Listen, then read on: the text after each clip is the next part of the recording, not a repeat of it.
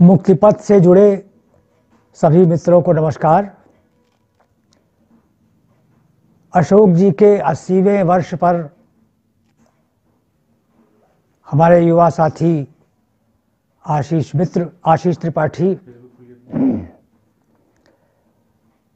ने मुक्तिपथ मंच के माध्यम से अशोक जी के अब तक के किए धरे के आकलन का जो क्रम चलाया है, उसके लिए मुक्तिपथ से जुड़े सभी मित्रों को बहुत बहुत धन्यवाद, साधुवाद। खास तौर से आशीष त्रिपाठी, जिनका नाम ही आशीष है, उनको आशीष क्या दूं। उन्हें मैं इस आयोजन के लिए साधुवाद देता हूं। मुझसे ये आग्रह किया गया कि मैं अशोक वाजपेयी की कविताओं पर कुछ चर्चा आप सब मित्रों के साथ करूं। देखिए, साहित्य और कला, बल्कि कहूं कि समूचे संस्कृति कर्म का कोई क्षेत्र शायद ही ऐसा हो जिसे अशोक वाजपेयी जैसे हमारे अग्रज की सतत उपस्थिति से गौरवान्वित होने का मौका न मिला हो। उनकी रुचि के बहुत सारे आयाम हैं, केवल कविता ही नहीं, अन्य कलाओं में भी उनकी गहरी रुचि है। लेकिन बात कविता पर आज करनी है, और कविता पर बात सिर्फ इसलिए नहीं करनी है कि मैं सिर्फ मुक्तिपथ के साथियों के आग्रह का मान रख रहा हूं, बल्कि इसलिए भी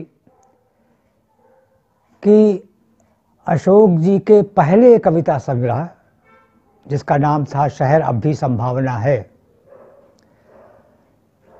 उसकी कविताओं के काल से ही मैं अशोक जी की कविताओं का एक समुत्सुक पाठक रहा हूं। है केवल समुत्सुक पाठक ही नहीं, बल्कि एक ईर्ष्यालु कवि भी। ये जो ईर्ष्यालु कवि होने वाली मेरी स्वीकारोक्ति है, ये शायद सुनने में कुछ अटपटी लगे, शायद कुछ धृष्टतापूर्ण भी लगे, जैसे कि मुझे याद लग रही है। लेकिन स्मृति की एक खिड़की खुली है, तो आप मित्रों को भी थोड़ा उसमें अंदर झांक लेने दूं। असल में हुआ ये था, जब अशोक जी का पहला संग्रह, जहाँ तक मुझे याद पड़ता है शायद 7वें दशक में, 65-66 के आसपास की बात होगी, जब पहला संग्रह उनका आया था, शहर अब भी संभावना है, तो उस वक्त तक मैं भी अपनी कविताओं की एक पांडुलिपि, पहले संग्रह के रूप में एक पांडुलिपि तैयार कर चुका था। बाकायदा नाम भी रख दिया था उसका, शब्द की निगाहबानी। और जब मैंने शहर अब भी संभावना है का फ्लैप देखा था, तो उस पर अशोक जी का परिचय भी दिया हुआ था, उनकी जन्मतिथि भी दी हुई थी। तो उनकी जन्मतिथि को देखकर मैंने ये अनुमान लगाया था कि शहर अब भी संभावना है का कवि मुझसे उम्र में 1.5-2 साल ही तो बड़ा है। जब उसका पहला संग्रह आ रहा है, तो मेरा क्यों नहीं आना चाहिए, बल्कि उनका तो आ गया था। तो अब आप समझ गए होंगे, वो मेरा पहला संग्रह नहीं आया क्योंकि एक स्वभाव का संकोच और कुछ वो प्रकाशकों की दुनिया की जहमतें होती हैं, उनकी वजह से वो नहीं आ सका। तो बहरहाल अब आप समझ गए होंगे कि ईर्ष्यालु कवि होने की स्वीकारोक्ति का राज क्या है, जो मैंने आपको कहा अभी।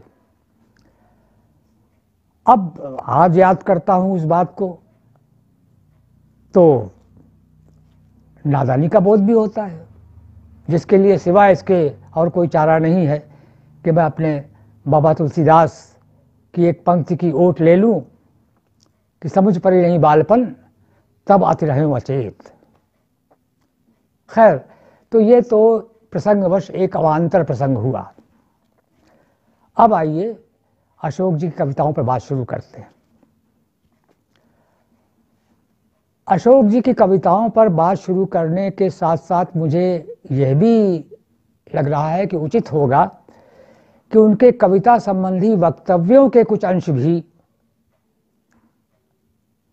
आपके सामने रखता चलूं कि यह मानकर नहीं चला जा सकता कि किसी कवि के कविता संबंधी वक्तव्य और उसकी कविताओं में कोई सर्वथा ऋजुरेखीय संगति अनिवार्यतया बैठेगी ही बैठेगी या बैठनी चाहिए, ऐसा मानकर नहीं चला जा सकता।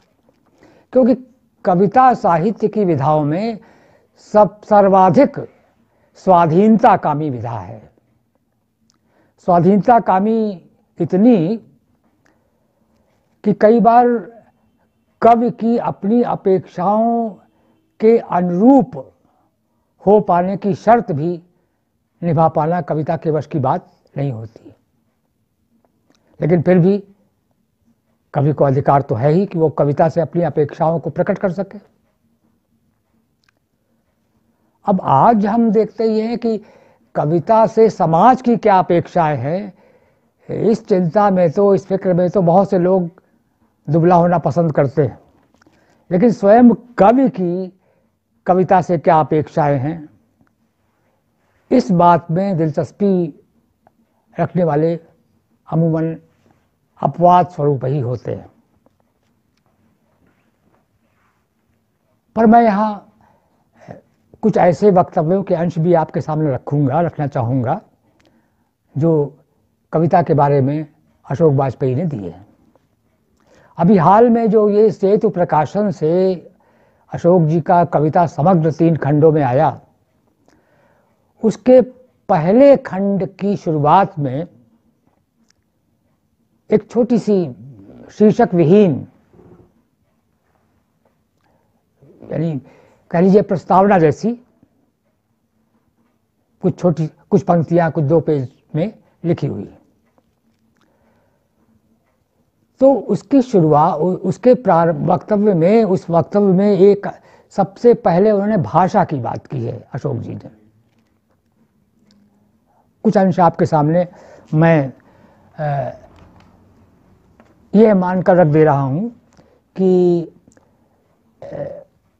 स्वयं अशोक जी की कविता से क्या अपेक्षाएं हैं, इसका अंदाजा आपको लग सके। सबसे पहले वो भाषा की बात करते हैं। किसी कवि का अपनी भाषा से, अपनी कविता के साथ संबंध भाव का क्या सोच होता है, संबंध भाव की क्या परिकल्पना होती है, इसके बारे में अशोक जी ने उस छोटे से वक्तव्य में, जो शीर्षक विहीन है, उस वक्तव्य में कहा है। कहते हैं, जैसे आप अपनी आत्मा, त्वचा, रक्त मज्जा आदि आसानी से बदल नहीं सकते, वैसे ही अपनी भाषा भी नहीं। समय के अनुसार भाषा तेजी से नहीं बदलती। समय ने आपका साथ न दिया हो, पर भाषा तो बराबर साथ रही है। उत्तराधिकार में बहुत कुछ पाते हुए भी कवि अपनी भाषा गढ़ता है। कोई भी कवि उस मुहावरे से पहचाना जाता है जो उसके यहाँ अनोखा रूपाकार लेता है। यह भाषा जब तब सीमा या बंधन भी बन जाती है, पर इसी भाषा में कवि मुक्ति संभव है, इससे अलग नहीं। अब याद कीजिए, निराला के यहाँ कविता की मुक्ति की बात की गई थी, और जैसा कि आप सब जानते हैं, अपनी तरह से इस मुक्ति को निराला ने अपनी भाषा में साधा भी था और दूसरों के लिए भी कविता की मुक्ति की दिशा उद्घाटित की थी। लेकिन अशोक वाजपेयी तक आते आते कविता की मुक्ति से आगे बढ़कर प्रश्न हो जाता है कवि मुक्ति का। अशोक वाजपेयी कवि मुक्ति की बात कर रहे हैं। अब ये जो भाषा में कवि मुक्ति का सवाल है, इसके संदर्भ में अगर हम ध्यान दें तो भाषा के बारे में सर्वाधिक चौकन्नापन प्रयोगवादी कवियों के यहां देखा गया था। और इस चौकन्नेपन में जब थोड़ा थिराव आया तो अज्ञे भी भरोसे के इस पड़ाव तक पहुंचे कि उन्होंने कहा कि जो कवि परंपरा से मुक्ति की बात करते हैं वे प्रायः ये भूल जाते हैं कि वे कवि जिस भाषा के होते हैं, जिस भाषा में होते हैं, वो भाषा स्वयं भी एक परंपरा की तरह ही पाई गई होती है। तो अब परंपरा से मुक्त होने का ही प्रश्न नहीं रह गया है। यानी परंपरा से मुक्ति का प्रश्न केवल कवि के लिए इस बात का प्रश्न नहीं है कि परंपरा में क्या छोड़ रहा है वो, बल्कि ज्यादा महत्व की बात यह है कि इस बात का प्रश्न भी है कि परंपरा में क्या जोड़ रहा है वो।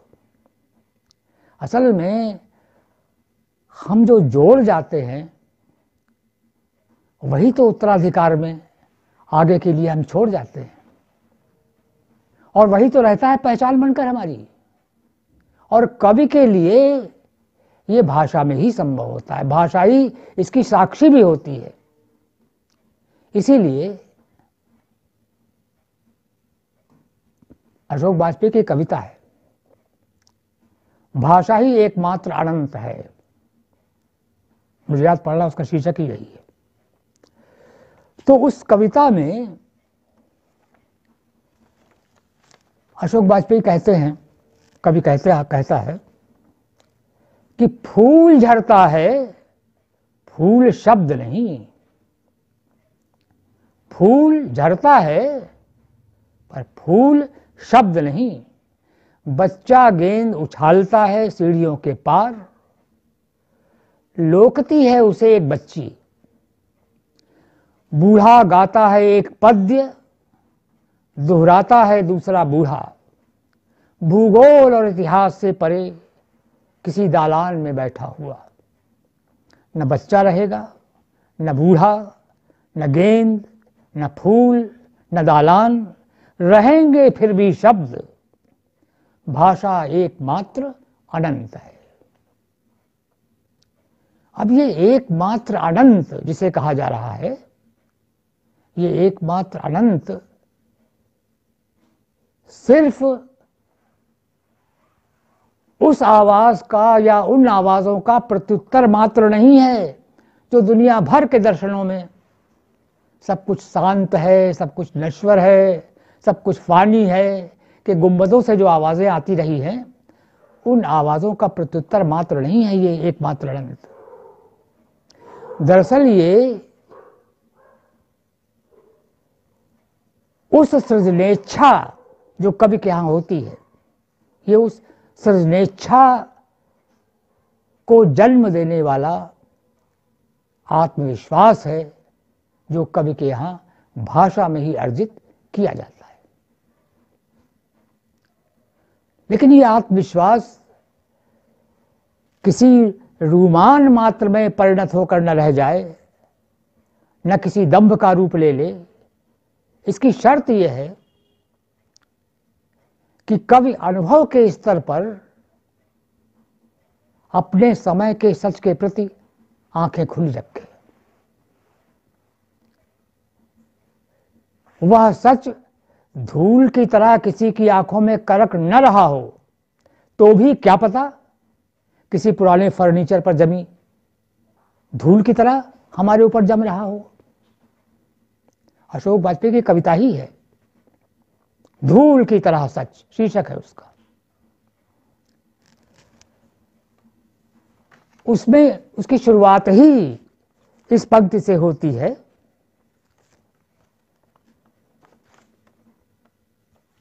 कवि कहता है हमें पता नहीं, कुछ पंक्ति इस तरह से है कि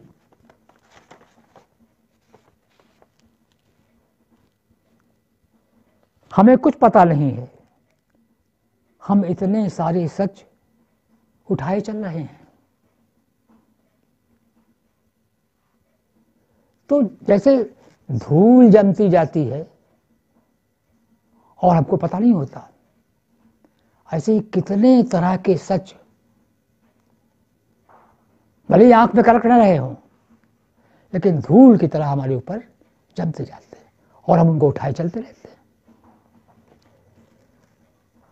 अब यहां पर थोड़ा रुक कर कविता के संदर्भ में अपने हिंदी समाज के एक अंतर्विरोध की भी चर्चा कर लेनी चाहिए। अंतर्विरोध ये कि हिंदी में कविता लेखन के प्रति जितनी उन्मुखता है, कविता संवेदन के प्रति उतनी ही विमुखता भी है। लेखन में कविता का अंबार लग रहा है। हमारे फेसबुक पर सक्रिय मित्र अन्यथा न ले तो मैं तो ये कहूँगा कि ख़ासतौर से इस कोरोना काल में ऐसा लगा कि मानो कविता की मैन्युफैक्चरिंग फैक्ट्रीज खुल गई हैं हर फेसबुक पर, इतनी कविताएं। लेकिन फिर भी स्थिति यह है, वास्तविकता यह है कि जैसा कि अशोक वाजपेयी लिखते कहते हैं अपने वक्तव्य में, कविता समग्र वाले के पहले जो शुरुआत में जो पहले खंड में वक्तव्य है उसमें कहते हैं, हमारा समय कविता की जगह के कमने घटने का समय है।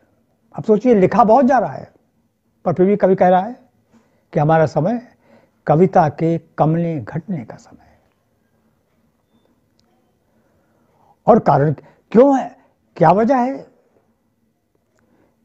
अंबार लगा है कविता का, पर उसका दयनीय पहलू यह है कि कविता के प्रति गंभीरता से रुचि रखने वाले, जिन्हें हम पाठक के रूप में चाहते हैं,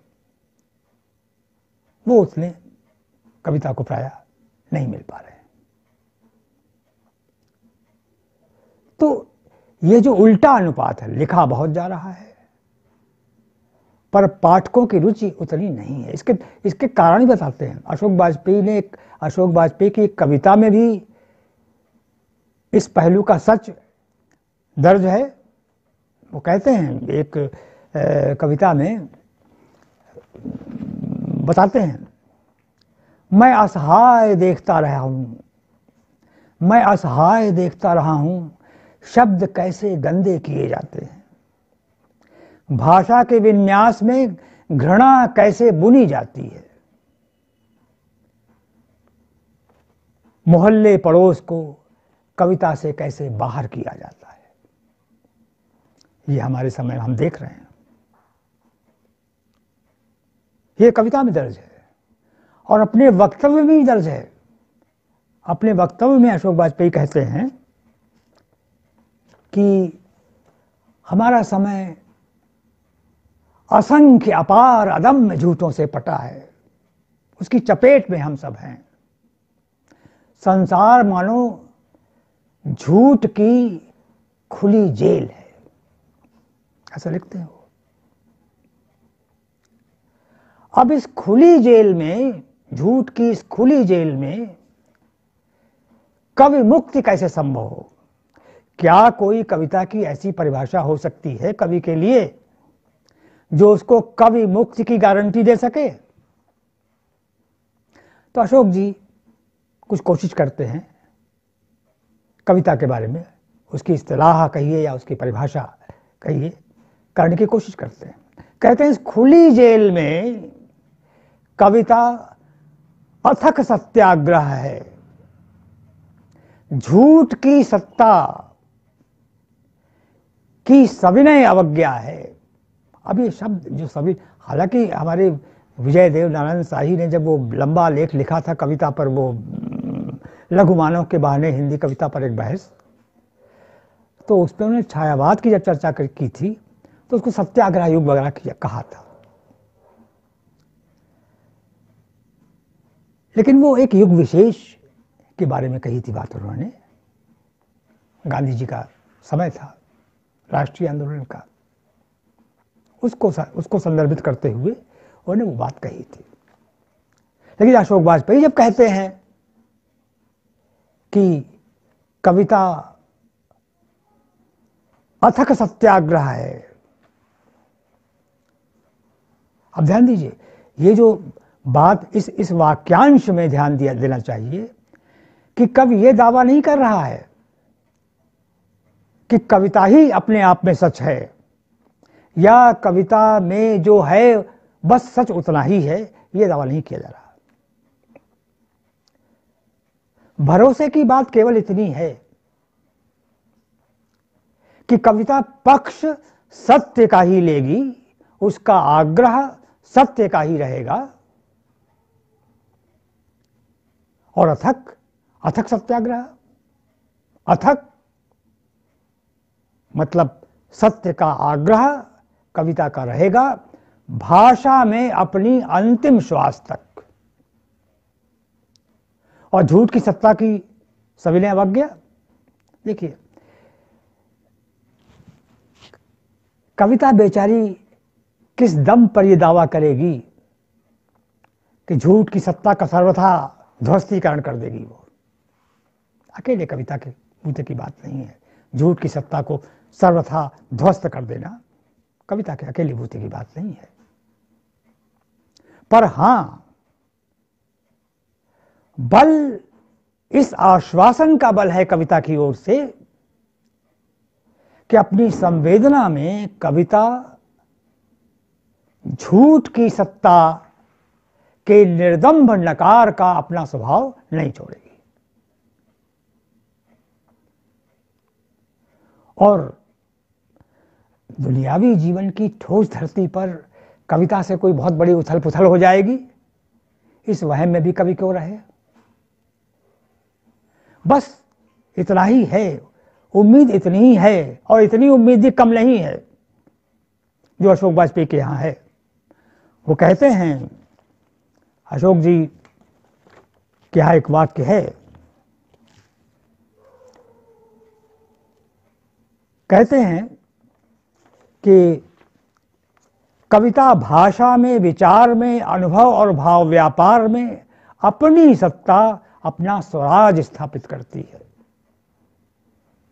तो इतनी उम्मीद भी कम नहीं है जो कविता की ओर से हमें दी जाती है कि हम अपना स्वराज स्थापित करेंगे।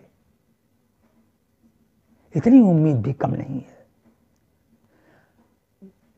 मैं ये कह सकता हूं, जो मैंने मेरे पास तीनों खंड जो कविता समग्र आया है अशोक जी का, तीनों खंड आए, उनसे गुजरते हुए जो मुझे आश्वासन मिला जिस बात का कविता की ओर से, वो इतना जरूर है कि अशोक वाजपेयी की कविता कम से कम इस उम्मीद की कविता तो है ही कि कविता अपना स्वराज स्थापित करती है, भाषा में, अनुभव में, विचार में, भाव व्यापार में अपनी सत्ता कविता की।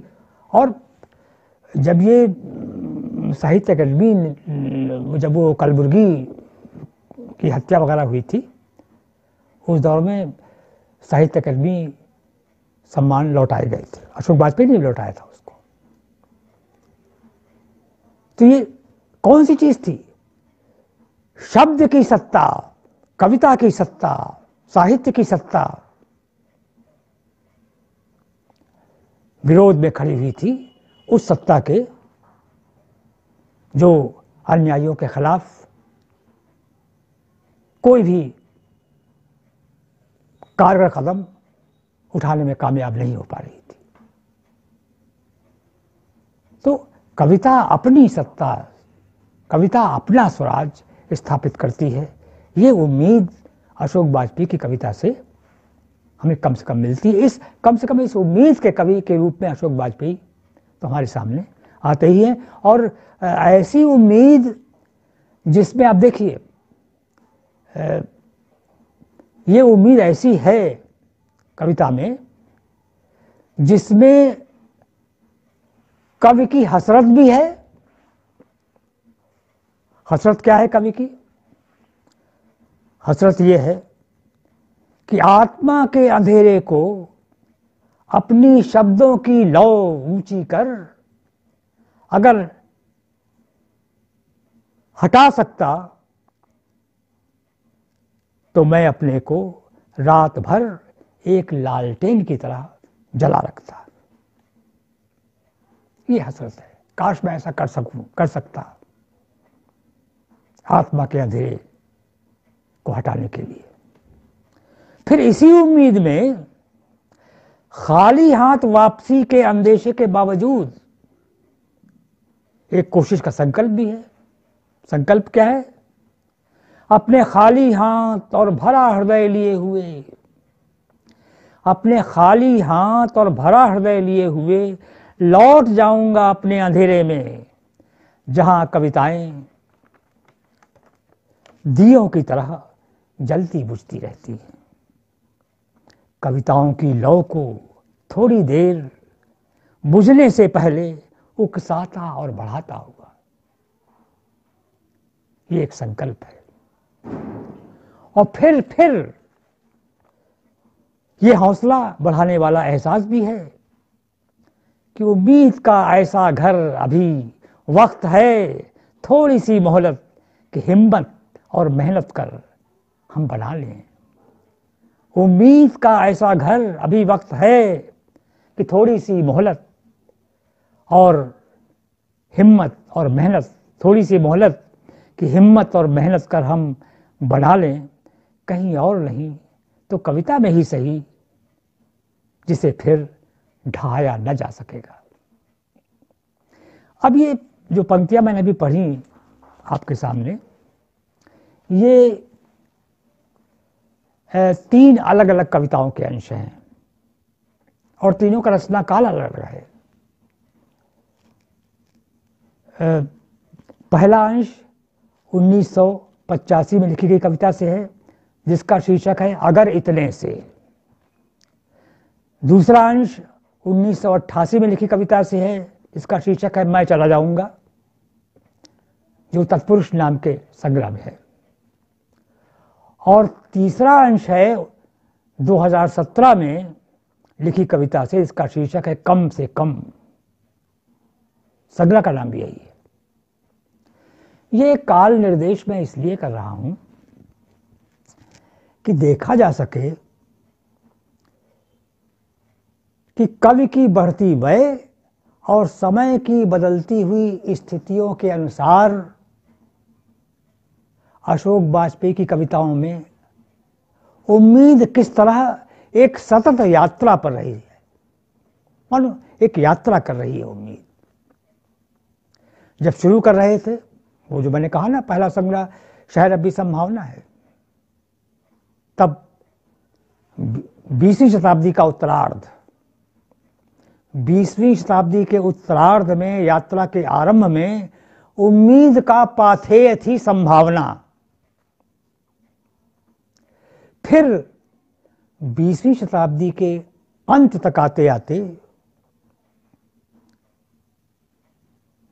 उम्मीद का क्या हुआ? अशोक वाजपेयी लिखते हैं, कवि लिखता है कि इस उम्मीद ने चुना है एक छोटा सा पथहारा शब्द शायद। और फिर जिस 21वीं शताब्दी के स्वागत का बड़ा उत्साह था कि विज्ञान और टेक्नोलॉजी और संचार क्रांति और साइबर क्रांति वगैरह में आदमी कहां से कहां पहुंच जाएगा, समाज कितना विकास कर लेगा वगैरह, बड़ा स्वागत का भाव था 21वीं शताब्दी का। उस 21वीं शताब्दी के 2 दशक पूरे होते होते उम्मीद एक बंद खिड़की की तरह दिखने लगी कवि को। अब देखिए, ये यात्रा को ट्रेस कर रहे हैं। उम्मीद कैसे यात्रा कर रही है? उठती, गिरती, लड़खड़ाती, फिर उठती। तो ये पूरी यात्रा को हम ट्रेस करें अगर उम्मीद की अशोक वाजपेयी कविताओं में, तो पहला चरण जहां पाथे है संभावना, दूसरा जहां उम्मीद ने चुना है एक पथारा शब्द शायद, और तीसरा वो जहां कवि कहता है एक बंद खिड़की सी उम्मीद जिसको बल लगाकर खोलना किस तरह संभव हो, ये कौन रहा है दिमाग में कवि के। बल्कि जो कविता, मैं एक कविता यहाँ पर आपके सामने रखना चाहूँगा जिसका शीर्षक है मुझे आवाज़ दो। अब कवि याद कर रहा है अपने, पहले तो वो अपने शब्द की बात करता है, अपने शब्दों का आवाहन करता है। क्या हो, एक कवि के लिए सबसे पहले तो शब्द को ही पुकारना पड़ेगा ना उसे, तो शब्द का आह्वान करता है। फिर अपने पुरखों को पुरखों से कहता है मुझे आवाज दो। वो पुरखे जो हारे नहीं, जिन्होंने हार नहीं मानी। और फिर अपने उन मित्रों को जिन्होंने भरोसा किया कवि पर। उस आवाज दो शीर्षक कविता की पंक्तियां मैं पढ़ दे रहा हूं। इसके पहले कि मैं भीड़ में शामिल होकर बेनाम हो जाऊं, मेरे अपने शब्दों तुम जहां भी दुबके पड़े हो, मेरे पुरखों जिन्होंने कभी हार नहीं मानी, मेरे मित्रों जिनका मुझ पर हमेशा भरोसा रहा, मुझे आवाज दो। इससे पहले कि मैं मानने पर विवश हो जाऊं कि उनका साथ न दे सका, देकर मैंने गलती की, मुझे आवाज दो कि मैं अपने सच पर अड़ा रहूं, अकेला पड़ जाऊं पर डरूं नहीं, उम्मीद की अपनी खिड़की जोर लगाकर किसी तरह खुली रख सकूं। ये पूरी यात्रा है उम्मीद, कहां से चलती है और कहां तक। 21वीं शताब्दी के उत्तरार्ध में ये जो मैंने कविता की पंक्तियां पढ़ी, ये उनके संभवतः 2017 में आए हुए संग्रह नक्षत्रहीन समय में ये कविता है। तो यात्रा कर रही उम्मीद। गौर करने लायक बात मुझे ये लगी अशोक जी कविताओं में कि ये जो शब्द उम्मीद बार बार उनकी कविताओं में आता है ना, ये एक हरा शब्द नहीं है। वैसे तो उनकी एक कविता, उनके कविता संग्रह का नाम ही है उम्मीद का दूसरा नाम। इसी नाम से संग्रह आया, उम्मीद का दूसरा नाम। पर मुझे अशोक जी के सारे संग्रहों से गुजरते हुए ये कहना अपने अनुभव के स्तर पर जरूरी लगता है कि ये उम्मीद का दूसरा नाम भी कोई एक नहीं है। ये दूसरे भी एकाधिक नाम हैं, और नाम भी उम्मीद के हैं। मसलन प्रेम, प्रतीक्षा, सपना, और भी सच, स्मृति वगैरह और नाम भी हैं। ये सब उम्मीद के ही नाम हैं। तो अशोक वाजपेयी की कविता में कहा गया ये सब उम्मीद के रूपक हैं।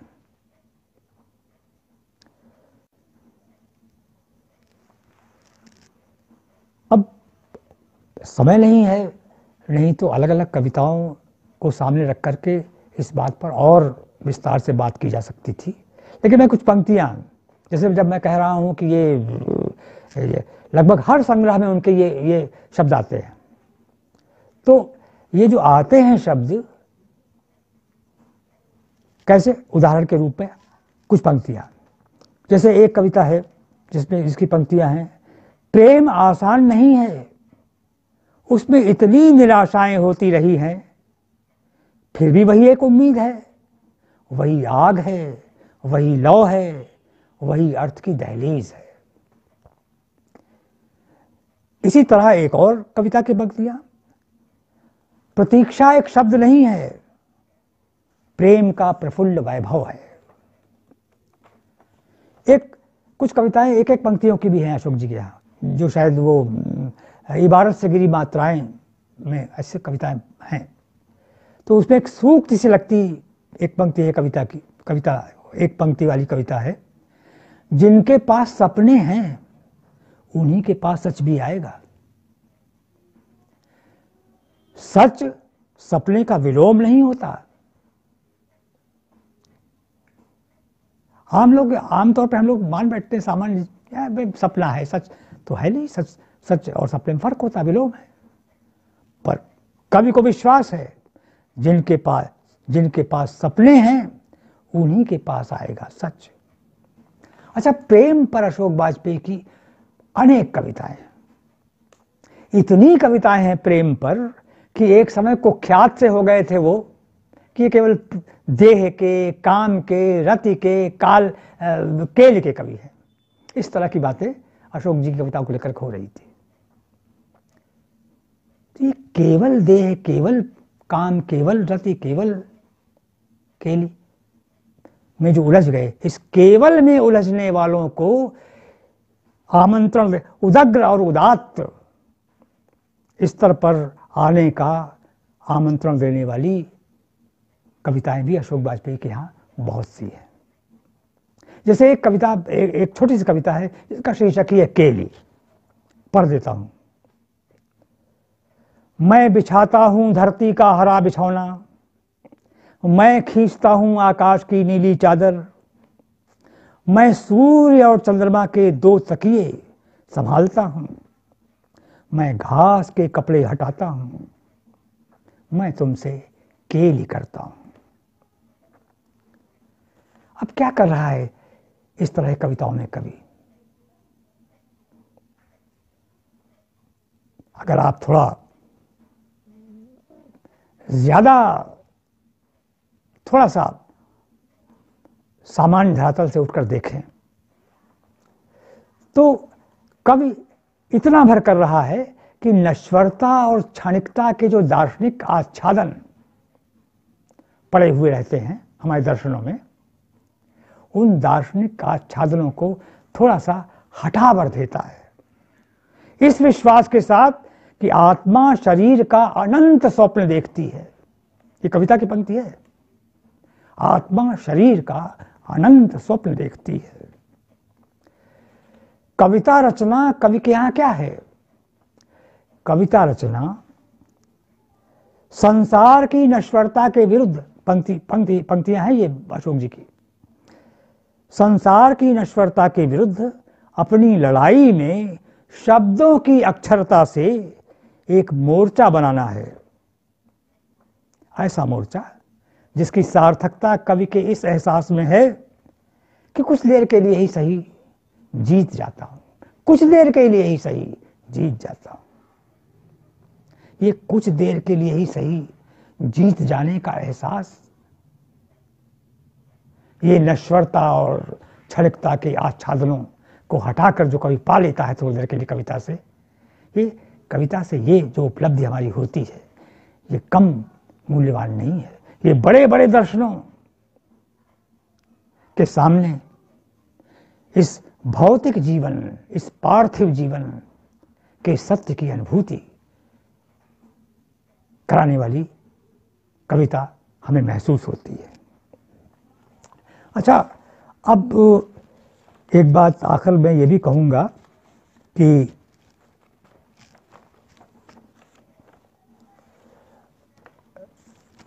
ये जो अशोक वाजपेयी की पहुंच अलग अलग कलाओं में बहुत है, संगीत में भी, नृत्य में भी, चित्र में भी, नाटक में भी। तो क्यों है एक कवि जब दूसरी कलाओं में अपनी पैठ बना रहा है या दूसरी कलाओं पर में अपनी उपस्थिति को महसूस करना चाहता है, हालांकि न वो चित्र बनाता है, न वो संगीतज्ञ है, न वो नाट्य निर्देशक है, न नाट्य कला में है, फिर भी वो इन कलाओं में रुचि ले रहा है। मुझे लगता है जो बात अशोक वाजपेयी अपनी कविता के बारे में कह रहे हैं कि मैं नश्वरता के विरुद्ध एक लड़ाई में मोर्चा बनाता हूं शब्दों की अक्षरता से। ऐसा मोर्चा सारी कलाएं अपनी अपनी तरह से अपने अपने माध्यमों से बनाती हैं। बल्कि जो कविताएं लिखी हैं अशोक वाजपेयी ने, एक कविता क्या, कविता क्रम पूरा है, श्रृंखला है, ये जो मल्लिकार्जुन मंसूर का गायन सुनते हुए, तो मल्लिकार्जुन मंसूर का गायन सुनते हुए अशोक वाजपेयी एक बात कहते हैं कि मल्लिकार्जुन मंसूर वे हमें अनश्वरता के पड़ोस में ले जाते हैं। स्वामीनाथन, जगदीश स्वामीनाथन के चित्र को देखकर कहते हैं, प्रतीक्षा का गवाक्ष खुलता है। ऐसा गवाक्ष, प्रतीक्षा का गवाक्ष जिस पर कोई आकाश नहीं टिकता, पर फिर भी जो बदलता है संभावना के गवाक्ष में। असल में सारी कलाएं एक ही संदेश देती हैं, वो ये कि प्रेम ही बचता है असल में, और बचाता भी है प्रेम ही। सारी कलाओं का संदेश है ये, प्रेम ही बचता है, प्रेम ही बचाता है। सब कलाओं का महत्तम समापवर्त्य है प्रेम। गणित की भाषा में कहें तो सब कलाओं का हाईएस्ट कॉमन फैक्टर, महत्तम समापवर्त्य है प्रेम। और सारी कलाएं मानो इस महत्तम समापवर्त्य का रूपक रचने में ही धन्य होती है।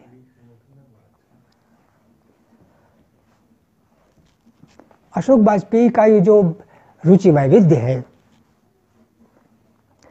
इसका अंदाजा मुझे आज से करीब 25 साल पहले तब हुआ था जब मेरे हाथ लगी थी उनकी वो किताब समय से बाहर। एक निबंधों का संग्रह आया था जिसका नाम था समय से बाहर। उसमें मल्लिकार्जुन मंसूर, ये कुमार गंधर्व, और फिर चित्रकारों में रजा और ये स्वामीनाथन, मकबूल फिदा हुसैन, और नाटक में बाबा कारंत, और नृत्य पर भी। तो निबंधों में कला में कितनी ममतालुता के साथ मर्मज्ञता उपस्थित होती है, ये अशोक वाजपेयी के यहाँ समय से बाहर के निबंधों को पढ़ते हुए मुझे लगा था।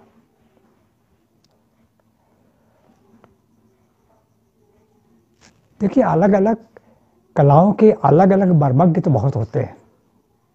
संगीत का अलग मर्मज्ञ है, चित्रकला का अलग मर्मज्ञ है, नाटक का अलग मर्मज्ञ है, कविता का अलग मर्मज्ञ है, वो अलग अलग होते हैं मर्मज्ञ। लेकिन ऐसी मर्मज्ञता जो सारी कलाओं के प्रति साझी ममतालुता का उपहार हमें दे सके, ये विरल होती है। ये विरल उपलब्धि जो है, ये अशोक वाजपेयी के यहां से गुजरते हुए हमको मिलती है। कहीं उल्लेख किया है अशोक जी ने, कलाओं के बीच अबोला, संगीत वाला चित्रकला में रुचि नहीं रखता, कविता वाला नाटक में रुचि नहीं रखता, वगैरह वगैरह। तो कलाओं में इतना अबोला क्यों है आपस में? तो कलाओं में इस अबोले होने की जो विडंबना है, उसका कैसे प्रतिरोध किया जाए और कैसे अवकाश दिया जाए कलाओं को आपस में संवाद करने का, ये प्रयास अशोक वाजपेयी अपने निबंधों में भी करते हैं और अपनी कविता में भी करते हैं। इसलिए कोरी मर्मज्ञता नहीं, कोरी मर्मज्ञता का दावा नहीं है। एक कला में जो प्रतिभा है, वो दूसरी कला में जो प्रतिभा है उसके साथ कैसे संवाद करे, इसके लिए स्पेस कैसे कविता में दिया जाए या अलग अलग क्षेत्रों में दिया जाए हिंदी समाज में, इसकी एक आकांक्षा, इसकी एक कामना उनकी कविताओं में अभिव्यक्त होती मिलती है। अशोक जी ने जिस तरह निबंध लिखे हैं उस तरह कविताएं भी लिखी हैं, अलग अलग कलाकारों को अपने अपने क्षेत्र में अपनी प्रतिभा का प्रमाण देते हुए देखकर कविताएं भी लिखी हैं उन्होंने। तो ये जो कलाओं के बीच का अबोलापन है, उसके विरुद्ध, जैसे नश्वरता के विरुद्ध कवि कहता है एक मोर्चा बनाते हैं हम कविता में शब्दों की अक्षरता से, वैसे अलग अलग कलाकार किस तरह अपने अपने माध्यमों के जरिए एक मोर्चा बनाते हैं। ये हम जगह जगह अशोक जी की कविताओं को पढ़ते हुए भी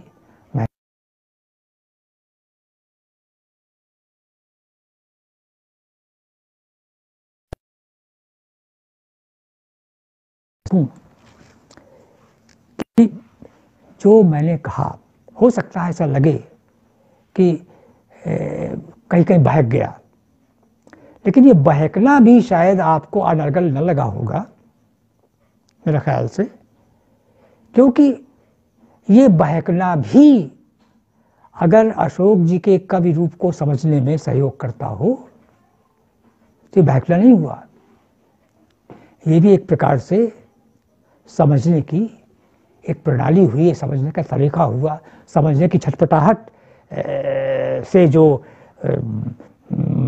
शर्त उपजी है, उस शर्त का तकाजा है कि हम इस तरीके से भी कवि को देखें और देखने का प्रयास करें। अब आखिर में मैं अशोक जी की कविताओं पर बहुत तरह की बातें हो सकती मेरे मन में भी है, लेकिन चूंकि अब समेटना चाहिए, इसलिए मैं एक कविता उनकी है, शायद नक्षत्रहीन समय में ही है कविता, और हाँ ये कविता है लिखो शीर्षक से। अब ये लहजा तो मालूम पड़ता है आदेशात्मक, लेकिन सच पूछिए तो कवि अपने आप से भी कह रहा है कि उसे क्या करना चाहिए, और दूसरे जो शब्द की सत्ता में विश्वास रखते हैं, कविता की सत्ता में विश्वास रखते हैं, कविता के स्वराज में विश्वास रखते हैं, हम जैसे लेखकों से भी कह रहा है। यानी एक आत्म संबोधन भी है और एक अन्य लेखकों के लिए प्रबोधन भी है। तो लिखो शीर्षक कविता के एक शुरुआती अंश पढ़ देता हूं और एक आखिरी। लिखो कि अभी सपने देखने की मनाही नहीं हुई है और फूलों को खिलकर मुरझाने के लिए एक आज की मोहलत मिली हुई है। शब्द घायल भरे हो गए हों, उनमें सोच, चीख और प्रार्थना बचे हुए हैं। और फिर ऐसे में सब कुछ समाप्त नहीं हुआ है, बहुत कुछ समाप्त हो गया है, उसका शोक मानते रहने से कुछ काम तो ज्यादा बनेगा नहीं। तो आखिरी पंक्तियां हैं जो एक संदेश देती है। लिखो कि उम्मीद लिखी जाकर ही सपना, और सपना लिखा जाकर ही सच्चाई बन जाता है। तो मित्रों, मुक्ति पथ से जुड़े हुए मित्रों, अशोक जी की इन काव्य पंक्तियों के साथ मैं इस वक्तव्य को अपने सोचता हूँ विराम दूं, और मुझे उम्मीद है, जैसा कि मैंने कहा, उम्मीद कितनी भी कम हो लेकिन उसको बचाने का प्रयास करना समाज के उन नागरिकों का भी कर्तव्य है, उन नागरिकों का कर्तव्य भी है जो समाज में अपने अपने हकों के लिए परेशान हैं, लड़ रहे हैं, संघर्ष कर रहे हैं, और कविता के स्वराज के लायक नागरिकों के लिए भी इस उम्मीद को बचाए रखना बहुत ज़रूरी है। इस उम्मीद को बचाए रखकर ही हम शब्द की सत्ता, शब्द की अक्षरता, कविता की सत्ता वगैरह में जो अपनी आस्था रखते हैं उसकी शक्ति का प्रमाण भी हम दे सकेंगे। इन शब्दों के साथ मैं आप सबको बहुत बहुत धन्यवाद देता हूँ।